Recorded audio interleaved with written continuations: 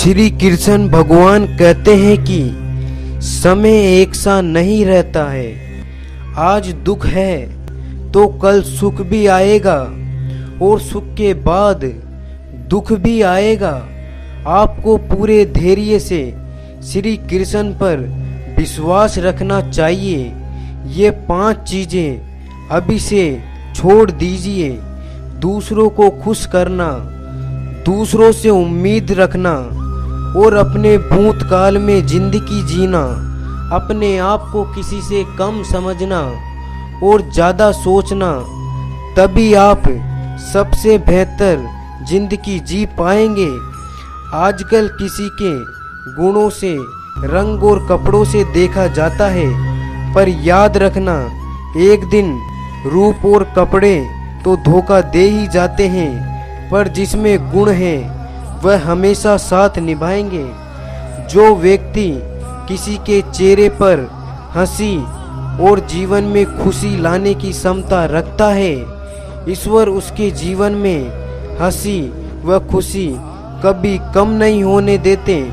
जब धन कमाते हैं तो घर में चीजें आती हैं, लेकिन जब किसी का आशीर्वाद कमाते हैं तो धन के साथ खुशी और सेहत और प्यार भी आता है। धन से ही नहीं, मन से भी अमीर बनिए, क्योंकि मंदिरों में स्वर्ण कलश भले ही लगे हों, लेकिन नतमस्तक पत्थरों की सीढ़ियों पर ही होना पड़ता है। भरोसा जीता जाता है, मांगा नहीं जाता।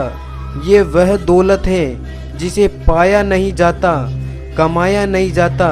अगर कोई मनुष्य हमारे साथ बुरा कर रहा है तो उसे करने दो, ये उसका कर्म है और समय उसके कर्म का फल जरूर देगा। लेकिन हमें कभी भी किसी के साथ बुरा नहीं करना चाहिए, क्योंकि यही हमारा धर्म है।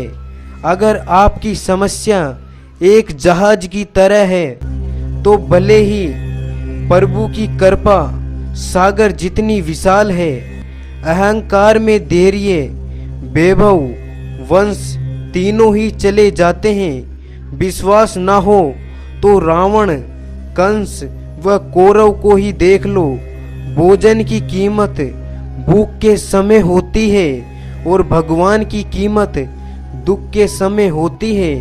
इसलिए अहंकार छाया और बुढ़ापे में काया और अंतकाल में माया किसी का साथ नहीं देती। श्री कृष्ण कहते हैं कि समा दुनिया का बहुत ही कीमती शब्द है, यह बहुत ही आवश्यक है।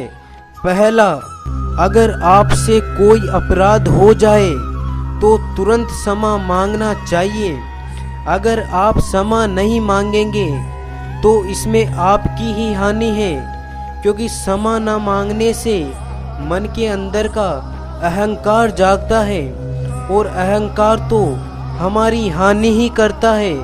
दूसरा, अगर कोई अपराध करे तो आपसे क्षमा भी ना मांगे तो उसे क्षमा मत करिए, क्योंकि क्षमा अत्यंत अनमोल वस्तु है और बिन मांगे किसी को क्षमा देना आवश्यक नहीं है।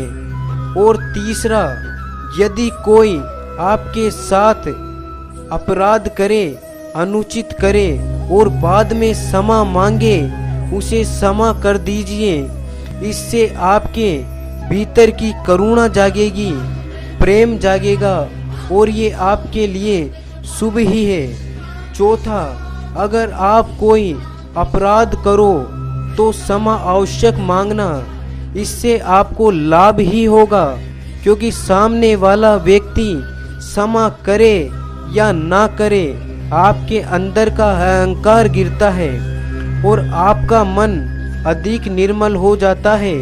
श्री कृष्ण कहते हैं कि जिसके साथ बात करने से आपकी खुशी दुगुनी हो जाए वही अपना है, बाकी तो बस दुनिया है। दुनिया के 4 स्थान जो कभी नहीं भरते, समुद्र, इच्छा का घड़ा और शमशान।